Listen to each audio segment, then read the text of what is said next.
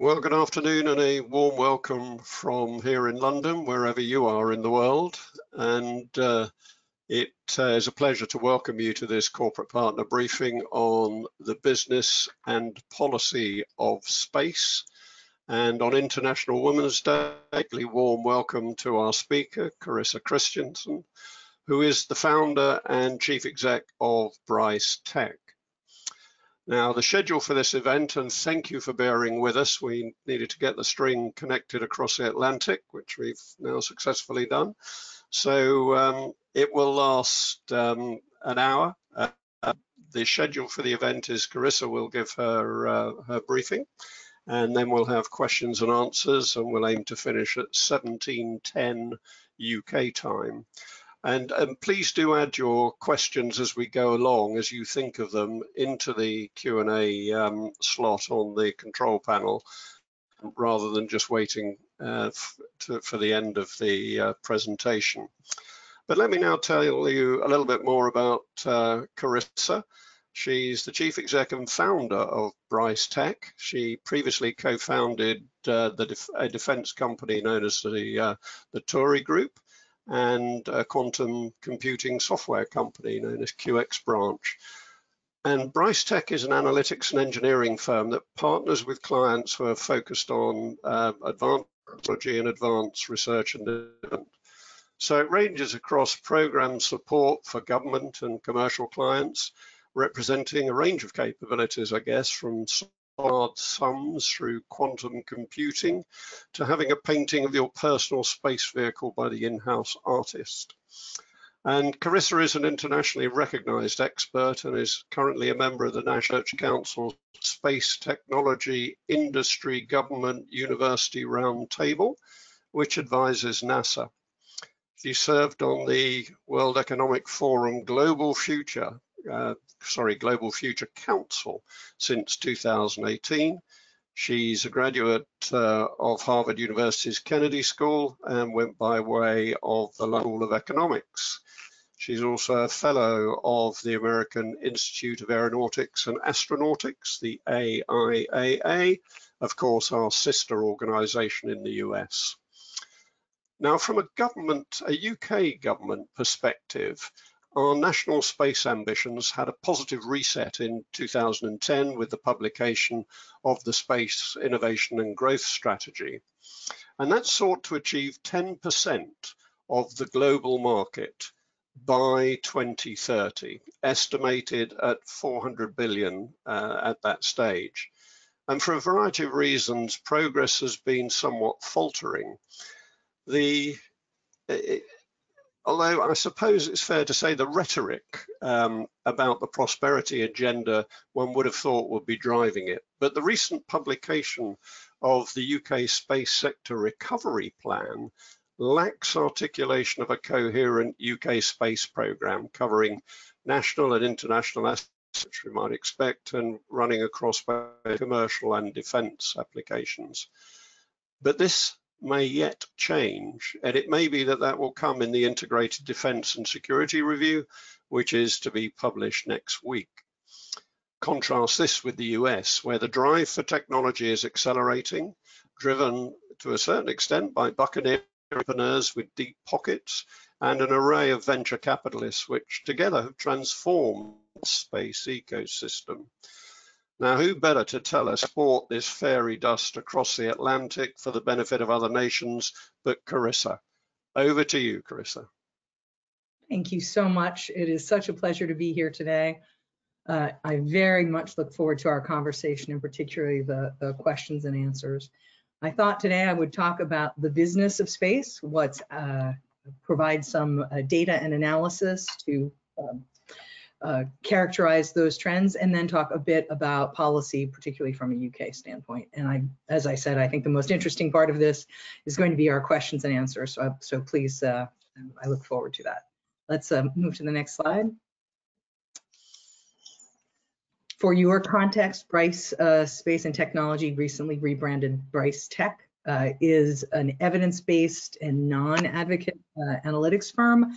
We support government agencies as well as commercial clients in a an array of technology areas, space being a leading light among those. We produce quite a lot of reports and analyses. They're on our website at brycetech.com. Most are not behind a paywall, and so we hope that they're useful to you.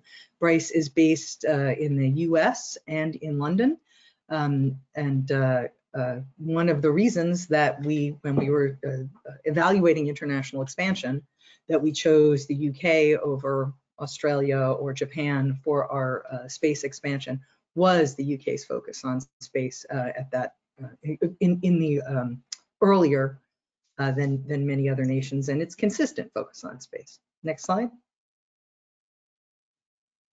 So this slide, I think, is extremely helpful in understanding the business of space. And really, when we think space, there's a community that thinks exploration, that thinks planetary activity, that thinks about building things on orbit. And then there is a community that thinks about the satellite industry and revenues from the satellite industry. And they're such different businesses. They're both within quite diverse, but I think it's really useful to think about space from the point of view of the satellite value chain and the businesses and activities related to that, and in-space activities and the businesses and activities related to in-space activities. So, and of course, launch enables and supports both of those value chains. So I'm going to go through the satellite value chain, then provide a little insight on in-space activities with regard to the maturity and the situation of those businesses, and then talk about recent investment into space, which crosses both of these areas, and then move into looking at the UK's position in the global space ecosystem. So next, and the satellite value chain, telecommunications, satellite imagery, a variety of national security applications, including GNSS, we've listed the GPS, US GPS system here, and then emerging on-orbit satellite servicing. In-space activities tend to be driven by exploration, very much either planetary exploration or low Earth orbit platforms like the space station and planned commercial platforms. Tourism, human spaceflight, whether it's suborbital or orbital flights or lunar flybys or trips to the International Space Station. On-orbit R&D, and eventually it is hoped manufacturing, again, platform-based. OSAM, on-orbit servicing, assembly, and manufacturing, other than that related to satellites, and a variety of education and entertainment options. So let's go to the next slide. This is a slide that Bryce produces each year, and it's a very, I think, useful look at the space economy.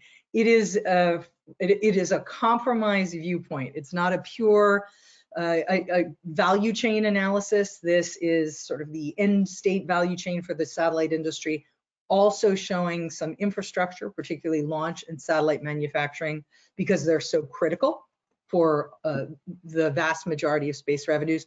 It also shows in the upper left in brown government budgets.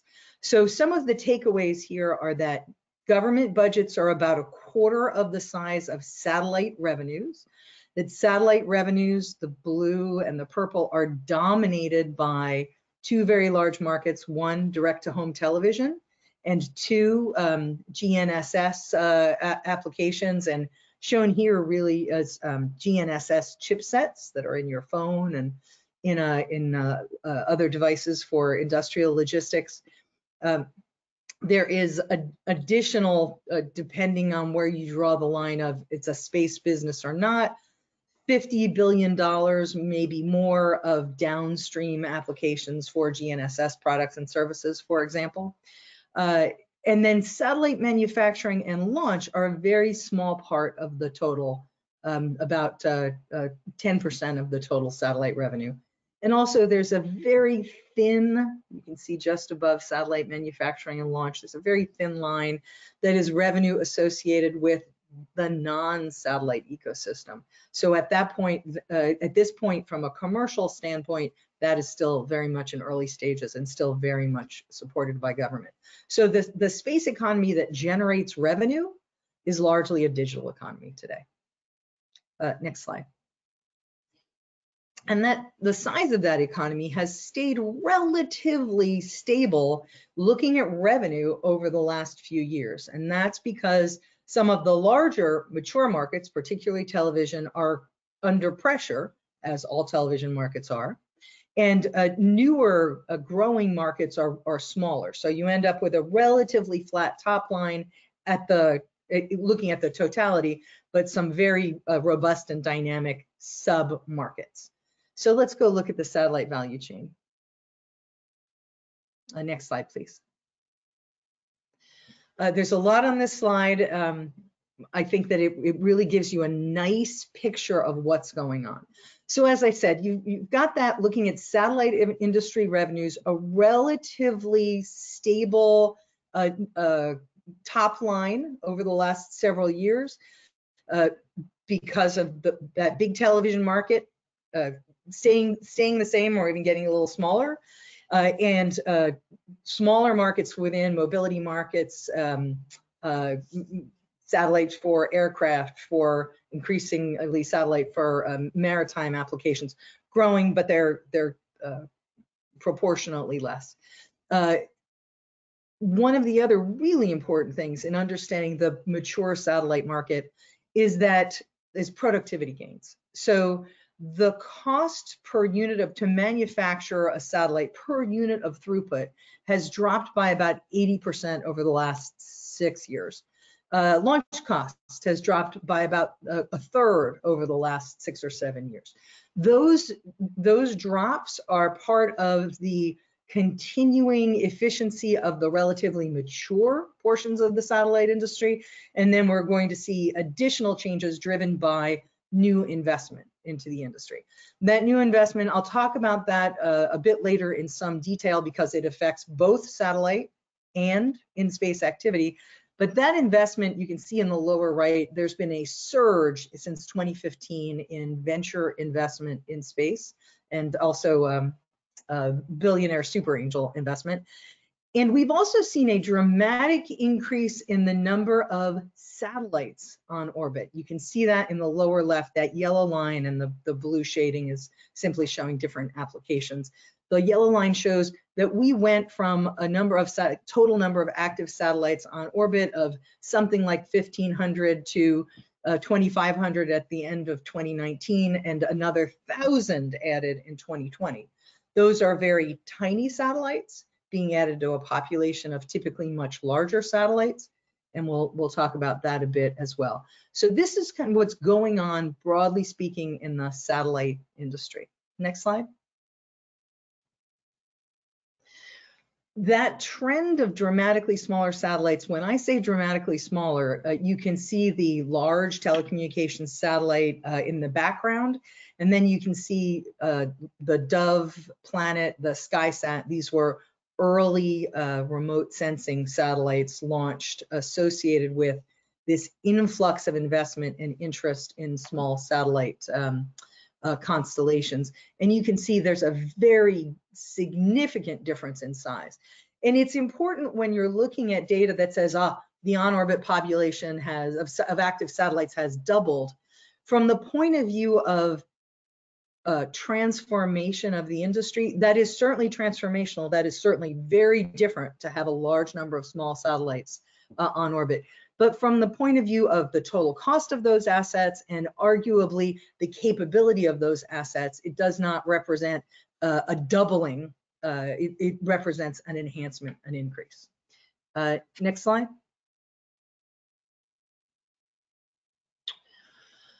Another factor that really drives the satellite ecosystem is national security space. This is a comment from General J. Raymond, who is now the Space Force commander. He's no longer U.S. Space Command, speaking to the importance of space and particularly satellites for military applications and purposes. This is this is critical for a number of reasons. One, national security requirements in the US certainly drive the health of the satellite manufacturing and launch value chain. Two, the UK has a strong relationship with the US and is an active partner in space activities.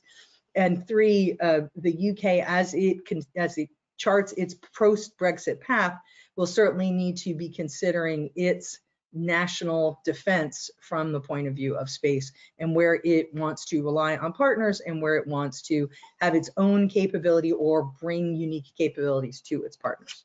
Next slide. The potential drivers of demand in the future associated with digital space services are military and intelligence users, autonomous cars or other autonomous systems, Internet of Things, these kinds of broad bandwidth users, certainly airborne and mobile broadband, which we've seen growth in recently and which are targets for future growth, potentially serving disenfranchised populations globally, and that's been part of the narrative of large telecommunication constellations that we are seeing emerging, OneWeb among them, and 5G, which is both a competitor to companies that are seeking to provide cell phone-like service from satellites, as well as a customer for satellite services. Next slide. So that was a lot of information about the satellite value chain. Let me switch over now to talk about human exploration and in-space activities more broadly. Next slide. So to date, human exploration, human missions have resulted in 564 individuals reaching orbit, reaching space. That number is anticipated to significantly increase. More than that number of people, for example, have purchased tickets for suborbital flights with Virgin Galactic. The human spaceflight is largely funded by government activities. You can see the International Space Station, and proportional to that, in proportion to that, Tiangong, the first Chinese space station. There's a next generation space station that China is deploying that will be larger, though still not of the size of the space station. Next slide. The most likely area of commercial growth for in-space activities other than satellite is generally viewed as low Earth orbit, manufacturing, low Earth orbit research, low Earth orbit human activity. And there's an array of markets that are targeted. Those markets are notable, one, for their uncertainty, two, for their continued need for government support of access to space and government support of in-space assets like the International Space Station. So there's this is certainly a very speculative market. There's a broad and I think appropriate expectation that we will see some significant growth, but you'll see from this chart that the need for market development on the x-axis and the probability of success on the y-axis, there are many markets that are most focused on, for example, manufacturing various products, still require a very substantial degree of government support and have a lower probability of success than government-driven activities in this area. Next slide. Projected exploration missions. This is a nice summary of the planetary and LEO exploration missions currently on the manifest for the US, for other nations, and even a few commercial activities.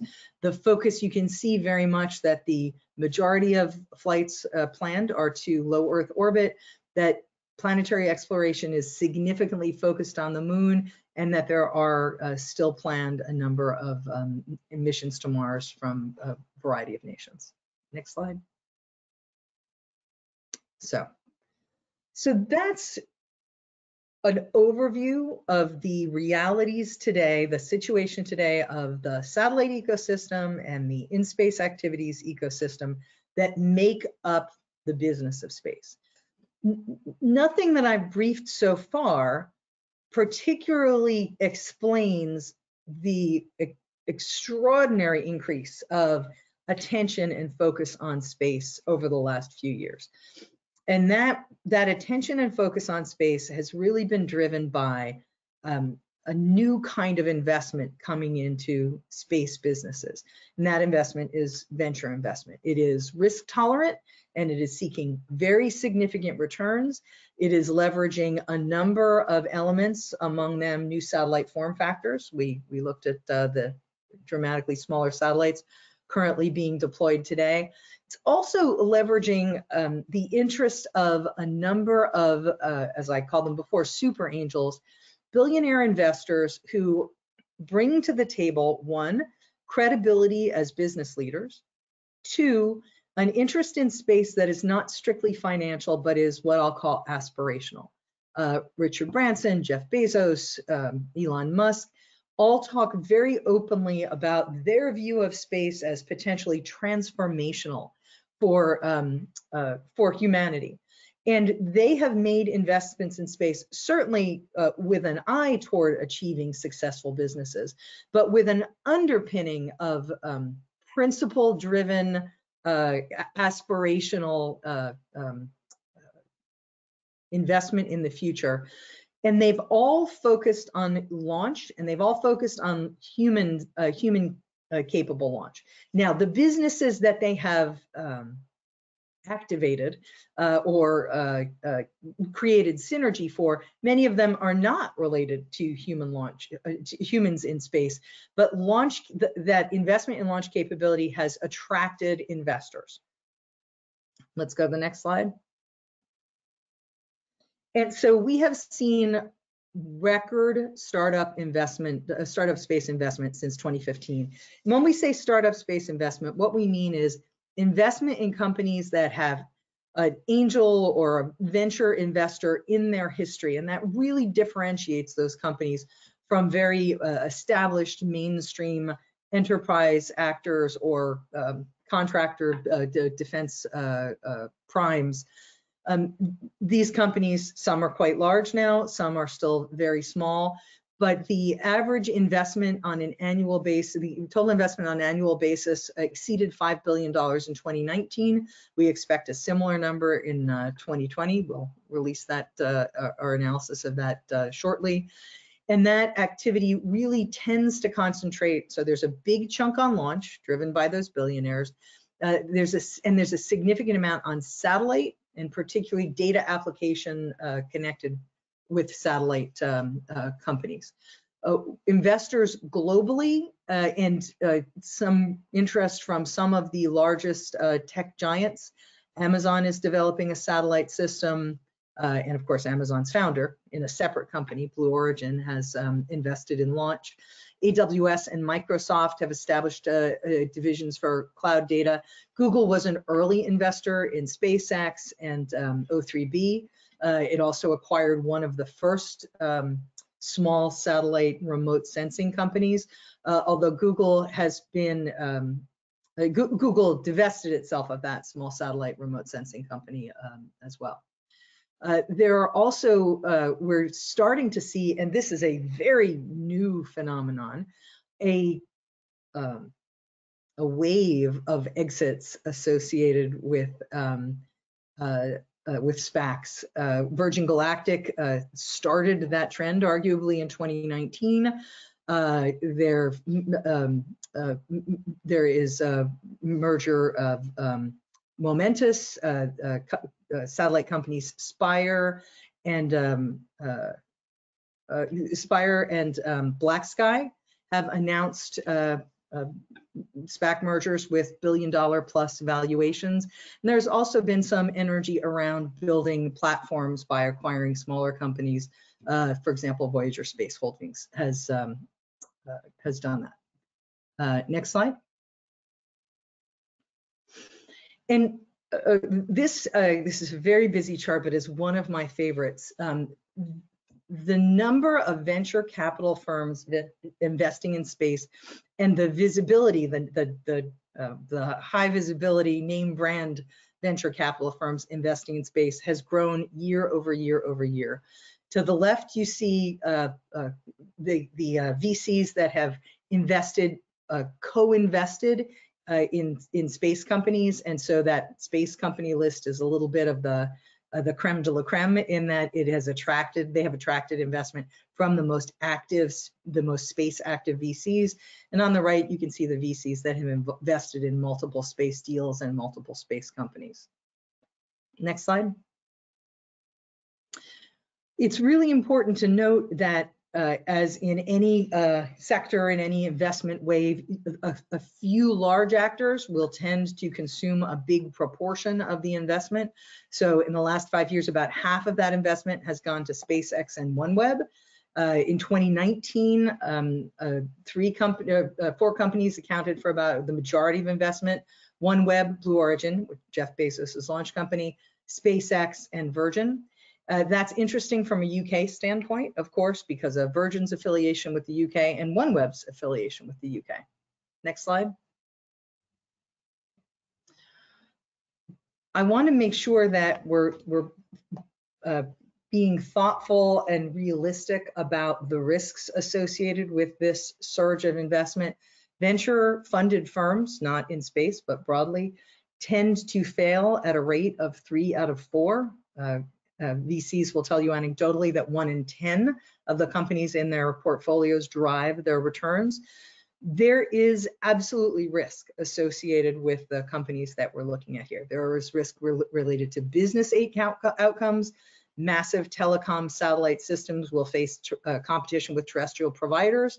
There's always the risk of insufficient demand due to slow uptake of new products. This is a challenge when introducing analytics products at scale, for example, where prices don't match the market or where the product quality is not what is desired, then potentially the risk of a crowded marketplace. There's the risk of the continued availability of capital infusions. We've been in a charmed world with regard to the availability of capital, and many people anticipate that will continue, but that is absolutely critical with tech-driven companies that deploying systems that are this expensive. Policy, regulatory, and legal limitations and uncertainty, regulation around orbital debris, regulation around what you're allowed to do on orbit, regulation around a variety of new areas that is as yet uncertain, and that uncertainty can cause give investors pause.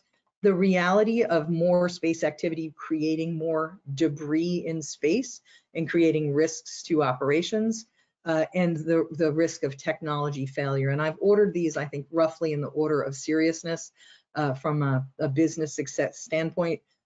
Technology is often, the tech is often viewed as the key to attracting investment, and of course, the technology is rarely what causes business failure in the space community. Next slide. So what does startup space investment in the UK look like? It's been about, since 2000, and really most of that has been since 2015, about $3.5 billion. And if you include OneWeb, that's another $4 billion. And OneWeb historically has presented as more of a US-focused company.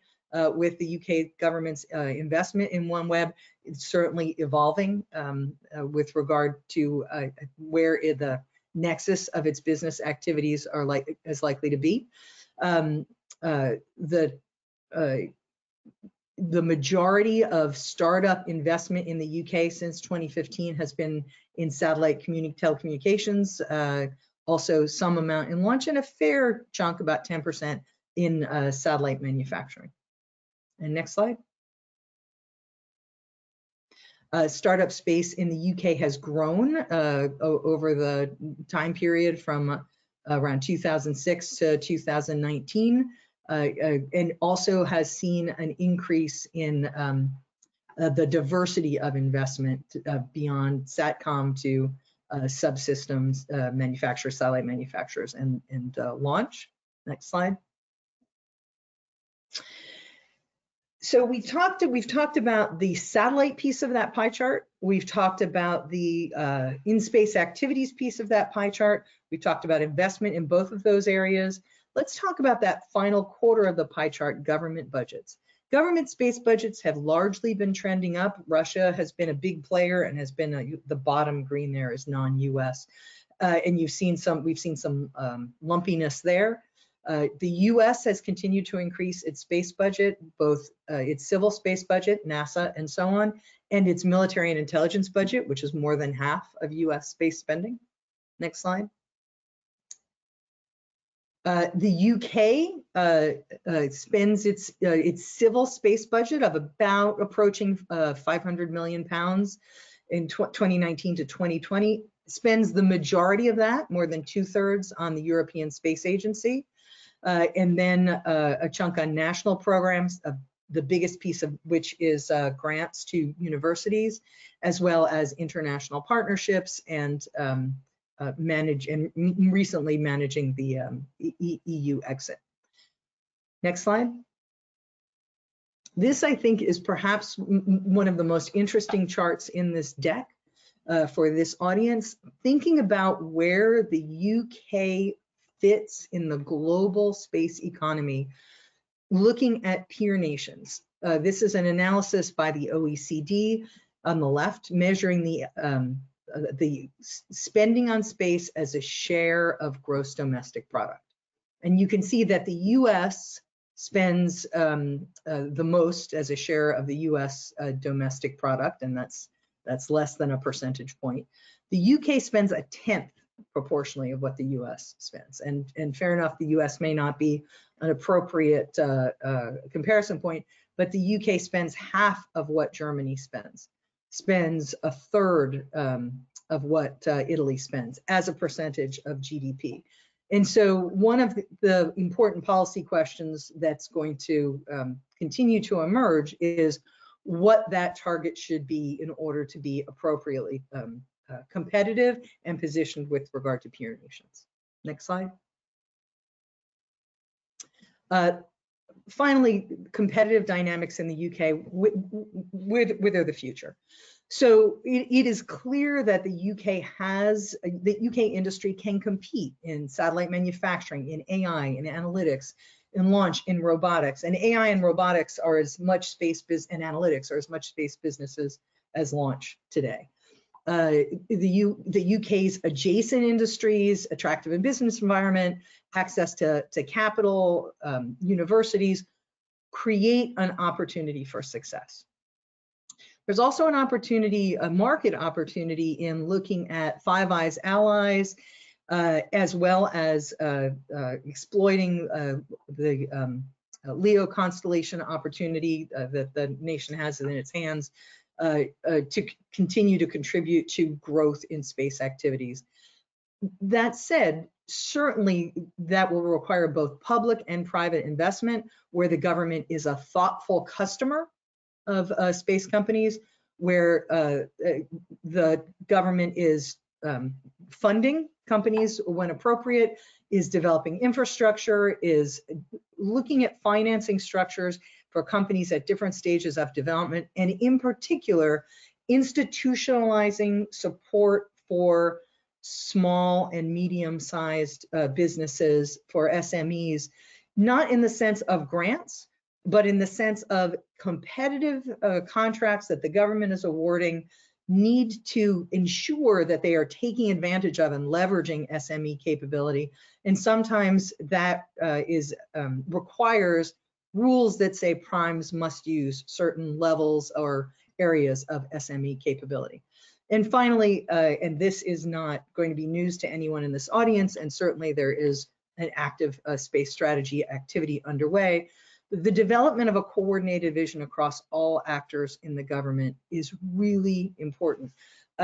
Literally from the first speech that I think I gave, it was at an MOD conference on UK space strategy three years ago now, maybe longer. One of the critical points that came out of that was the need for coordinated action. The UK, and this will make everybody in this audience who struggles with the institutional, the many institutions dealing with space, it may make you smile. The UK has an advantage, a global advantage with regard to coordination and agility of its space program, if only it would take that pathway. There is an opportunity to have an integrated commercial, civil, military strategy and true implementation across those sectors that can advance the UK's position and leverage the value of its national investment significantly. And so with that, I will pause and look forward to taking questions. Excellent. Thank you so much. That was a really informative insight, and it generates a number of questions and discussions. We'll probably be here a long time if we were able to. Let me start just by asking about the mature nature of satellite and satellite customers, where, as you said, proportionally the domination of TV, the domination of GNSS. Do you foresee any significant disruption to that? Is there something either commercially or technologically coming down the track that could change that? So the domination, let's start with the domination of television. The satellite television business is not going away. The television broadcasting business, broadly writ, is changing. Viewers turn to broadband streaming as opposed to point to multipoint. So satellite feels that pressure just like every other part of the television ecosystem feels that pressure. Satellite separately, I will draw the separate case with regard to GNSS. That's a much more robust and growing area. It is typically different kinds of businesses. It's not commercially deployed hardware. It's of course government deployed hardware building downstream applications, and that continues to grow. And there's a relatively active that's a relatively active part of the ecosystem. So certainly the question with regard to disruption, the focus for disruption is of course the OneWeb, the Kuiper, the Starlink, the Telesat model. Very small satellites in very large constellations seeking to provide broadband service to end users and or cell phone-like service to end users. Some other companies are focused on that as well. So there's that general question of disruption, but for those businesses to be truly successful, where they've got to achieve disruption is not the rest of the satellite ecosystem, it's telecom generally. Telecom is a multi-trillion-dollar business. The best case in satellites today is hundreds of billions. So really, that's the interesting disruption. And so what difference will the widespread use of quantum science make to all of this? Is that the next revolution? I was fortunate to work with a team of very knowledgeable people in the world of quantum science, and I'm simply sharing my a quarter inch of expertise on that topic. I would say generally that quantum science is much less mature. And so that is a future area of future transition, but that is not a 5-year, that's not a major 5-year disruptor. Okay. It's interesting to look at the ecosystem of investment through, I mean, we're all used to venture capitalists being down for the new ideas and spotting the startups, etc. But almost the symbiosis between the super angels and venture capitalists, there's a sense of one driving the other. Now, as you well know, we have an increasingly active venture capital segment in the UK, and you referred to some of them there. But what we don't have, at least that we can recognize, are super angels driving that ecosystem. So How important is that? I mean, this is high profile, it's televisual, the optics are brilliant. How important is that in driving the ecosystem in the US? When we started to see this surge in investment in 2015, we interviewed a number of VCs that were getting into the market, and I've continued to have those conversations over the years. And I would say that the model is this, that the fact that Elon Musk or Jeff Bezos is building a business in space attracts attention and it opened the door for space deals. It allowed founders to come in and pitch. It didn't, however, result in an automatic yes. VCs are very much focused on financial returns, and they may think a space business is interesting or exciting, but they're making decisions based on financial returns. So that door opener, I think that effect has been achieved. I also would say that with regard to super angels or billionaires that generate buzz, the UK certainly can claim to one of the most visible and active in the space community, and that's Sir Richard Branson. Yeah, certainly long-standing. But in terms of the VC market here in the UK, you obviously saw an upsurge in investment around 2015 in the US, where perhaps VCs were generating more patience about returns. They probably saw the sense of the magnitude of the returns, and was it true that they just saw that this was worth waiting for, and no more risky than some of the other investments they tend to make? Well, it's interesting. We saw those investments, and it's really dramatic, the increase in 2015 and 2016 and 27, and now we're seeing exits in 2021, a spate of exits. So the conversation tended to be, 5 to 7 years, and we're right in that window for those early stage investors. So I don't know that patience is not really a term that I normally associate with VC investment philosophy, but good predictions of market timing, that's certainly what we've seen. Yeah, patience is a relative term, I guess. And talking about patience, you mentioned the UK has been less than spirited in its approach to the space sector, the UK government. But so often, well, one of the limitations is in the last decade, a sort of obsession with matched funding if we were going to do anything vaguely commercial in partnership. But the other is a sense of knowing where to invest. And I wonder, and this is of interest to a couple of questioners, so where is the sort of niche capability in the UK? Is it that would sort of propel it in as a global player? Is it satellites? Is it launch? Is it space science, or what?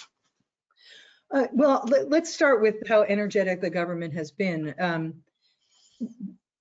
Given the resources available, which again is those resources proportionally are less than what many peer nations are spending on space, I think there have been some quite noteworthy outcomes. So I think that the magnitude of the investment is an important question. What's the differentiator? There are a number of differentiators. I'm not really a fan of government targeting a specific business area. What you want to do is be adaptable and leverage the business, the opportunities that a distributed business ecosystem throws up. So what are some of those points of leverage? One point of leverage that I mentioned is to take advantage of access to US military and intelligence markets, which are, that is the largest spender in the world. Another point of access, and I was not involved in, I don't have in-depth insight into the decision around the investment in OneWeb. And certainly there is uncertainty associated with OneWeb's future, as there is with Kuipers and Starlinks and Telesats. I will say, though, that I find it fascinating that the UK now as a nation is an investor in a system that is a system of the type that is being built by the two richest people in the world. Right? Jeff Bezos is building Kuiper through Amazon, Elon Musk is building Starlink through SpaceX, and now the UK government is an investor in OneWeb. So certainly that is an opportunity. How that opportunity manifests and how it plays out, you know, it's not an opportunity to just sit and clip coupons. It's an opportunity to leverage that business activity. I also do think that launch is a valuable activity for the UK. Again, not that it's going to be a massive driver of a huge, revenue stream, but that it is an enabling factor for UK infrastructure. And it also moves the UK into an extremely exclusive club. The club of nations that can launch is, you know, on the order of a dozen, not 50. I do think that for a nation targeting space as a driver of prosperity, launch is an important step. And I think that's now acknowledged, and also the optics that go with it, because we expect in the integrated review or the defence white paper that follows it that the Royal Air Force will be challenged as their new space command to do a vertical launch satellite in 2 years' time. So, you know, the pace is hotting up for sure. The area that is often criticised about the UK's approach is a lack of focus in individual areas.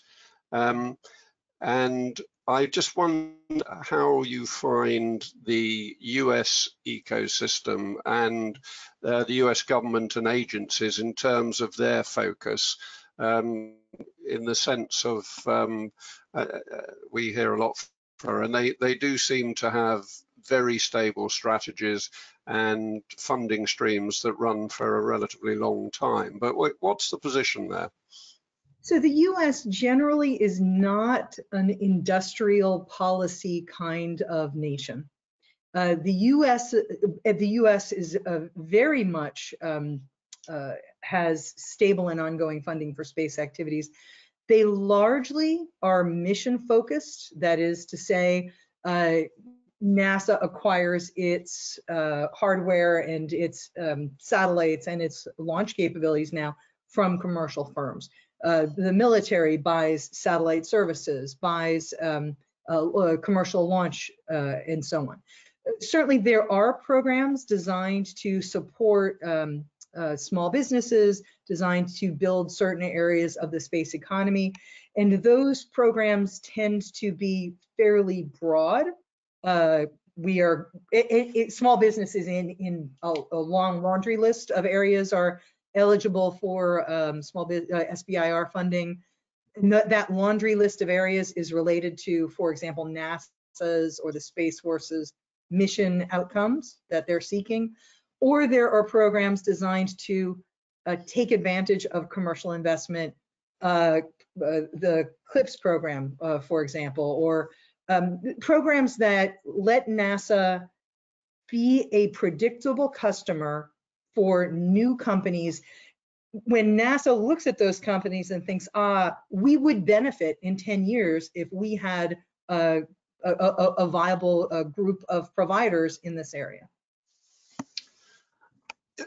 Just switching tack slightly, all of us who watched the Mars rover landing on the 18th of February, I mean, apart from being blown away by the achievement of the technology, what was striking was the engagement of young people, elementary and high school kids. How has that changed in this period of growth, say in the last decade? Is that something that is now more palpable? So certainly there's always been a significant level of public enthusiasm for space. I will give you my favorite metric for engagement in space right now. And that is, if you look at Twitter and you look at the top 100 Twitter accounts, may even be top 50, and that's international, internationally known musicians and sports figures and actors, and NASA is a top 100 Twitter account. That's extraordinary. That's a US government agency that is up there in rock star territory. So absolutely that attention and that focus has grown. It's interesting. There's a range of kids' clothing in this country that bears the NASA logo. In terms of the European Space Agency, how do you see that developing over the next decade as the market changes? The European Space Agency is, to me, a gem of the global space ecosystem. That's an extraordinary achievement to bring together so many nations and establish an organization with a culture and a direction and achievements. And I am in no way saying that there are not challenges associated with the European Space Agency, both from the point of view of geo returns, from the point of view of the decision-making process, maybe some risk aversion and a little bit of there's some bureaucratic challenges, things that every single person here has thought or said at some point. I do think that the European Space Agency will continue to grow and continue to maintain a degree of influence. And really, when you think about the largest space actors, there are the US, China, Russia, and Russia has its influence has been reduced. It's less critical to the commercial launch industry. It's a smaller player there. Government budgets have contracted somewhat. There's less of a national focus on space. The European Space Agency is a major global player. And so I think that will continue to be a significant part of the world of space in the future. And one last question to close with about China. How do you see China's competitive advantage generating in the commercial space sector? It's so interesting. China has been focused on commercial space for 2+ decades, has had any number of initiatives around commercial launch, around commercial satellite, around providing, an on-orbit satellite to a country in exchange for attractive deals with regard to natural resources. There's been, and each of those initiatives has had successes and failures and moved China closer to a global competitive position. So from a technology capability standpoint, the gaps between, say, the most advanced space agencies and space capabilities in China have narrowed quite significantly. It used to be people would use shorthand like 5 years or 7 years or 10 years behind, and now that's not the case. China is, however, in space more constrained as a commercial participant because of the national security issues associated with space and the policies, particularly US policies, but a number of policies that limit China's ability to play in that market, participate in that market fully. Yes, it's striking. The QS, who assess global universities for research, teaching, etc., just published the 2021 figures, and yet again, there's an increasing number of Chinese universities in the top 25 for technology and engineering. So the intellectual property that's being created is enormous. Well, sadly, that brings us to almost closing time. Thank you so much for that amazing tour d'horizon of the space business, and particularly the interesting, intricate economics of the ecosystem. And I think this this relationship between super angels and venture capitalists is certainly from this side is a new kid on the block. It also acts as a huge motivator to people, A, to invest, and B, just to be interested, because it brings that additional flavor of success that people always like to see on their TV screens. It was interesting to hear your views on the unrealized potential that exists in the UK in space. And as I say, within the next few weeks, I hope we see more obvious gelling of the UK space strategy. For goodness sake, the Prime Minister chairs the Space Council, and so it's to be hoped that we will get some better solidity in our space strategy. And that's important to us in the society for two reasons. One is space is a mainstream activity for us. It's very important in terms of creating and stewarding the body of knowledge that goes with it, but it's also a hugely important factor in attracting young people into the sectors. So we hope very much that your predictions about the potential that exists in the UK will be realized. But it's really good of you to give up your time to do this. You're a great friend of the society, because viewers will be interested to know you can see Carissa again in our forthcoming space conference called 2020's, UK in the 2020, an emerging space power. And that is on the 19th, 20th of May.